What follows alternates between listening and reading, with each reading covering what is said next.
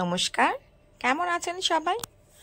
আজ বুধবার, আজ শিবরাত্রি।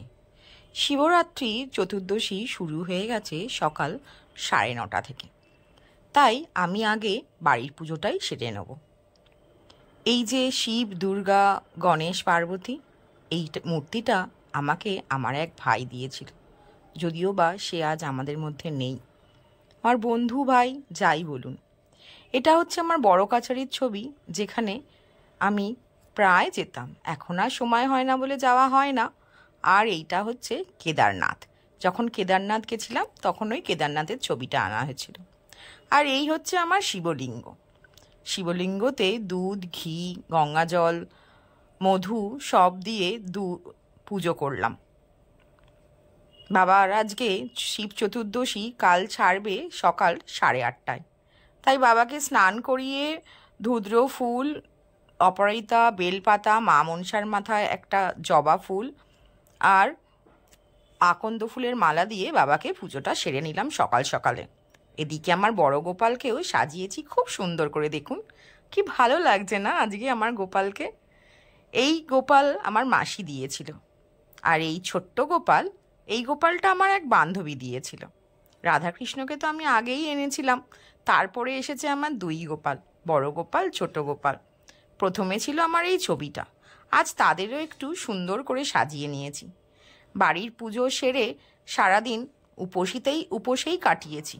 ভাবছিলাম কি করব, কিন্তু ওই যে আমার পাড়ার পঞ্চানন, সে তো আমাকে ডাকলই। সন্ধেবেলা তার ডাকেতেই ছুটলাম মন্দিরে। ভাবলাম যদি ভিড় হয় তাহলে বোধহয় জল ঢালা হবে না। তাই দোকান যাওয়ার পথে একবার দর্শন করব বলে মন্দিরে গেলাম ধূপ মোমবাতি নিয়ে। দেখলাম একদম ফাঁকা। দেখে মনটা ভীষণ লালসা হলো যে একটু বাবার মাথায় জল দিই, কিন্তু ঘটি বা জল বা দুধ কিছুই নিয়ে যায়নি। ওখানে একজন পুজো করছিল।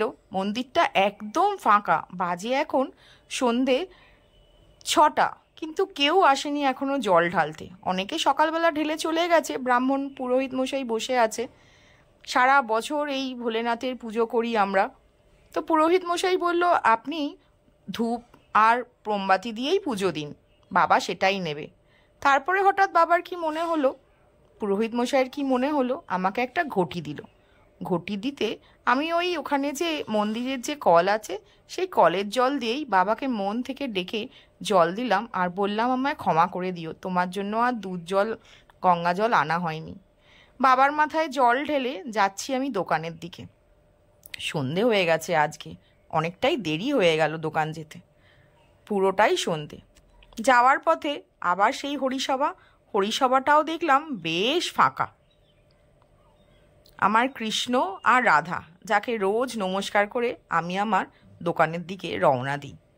কি মনটা শান্তি লাগে এই হরিসভাতে এলে। মনে হয় সব দুঃখ বোধহয় এখানেই রেখে চলে গেলাম। এবছর এই কিছুদিন আগে এই শিব বাবা ভোলেনাথকে বিশাল যজ্ঞ করে প্রতিষ্ঠা করা হয়েছে। তাই বাবা ভোলেনাথের মাথাতে জল তো দিতে পারলাম না, ওই ধূপ আর মোমবাতি জ্বালিয়ে আমি চলে গেলাম। তাহলে আমার সব জায়গাতেই জল ঢালা হয়ে গেল। চলুন আজ আসি, আবার দেখা হবে আবার কত নতুন ব্লগ নিয়ে। এবার তো আমাকে যেতে হবে দোকানটা খুলতে, কারণ বেশ সন্ধে হয়ে গেছে, বুঝতে পারছেন। এখন দোকান না খুললে কাস্টমার অনেক ফিরে যাবে। তাই জন্য রাধাকৃষ্ণর নমস্কার করে চললাম।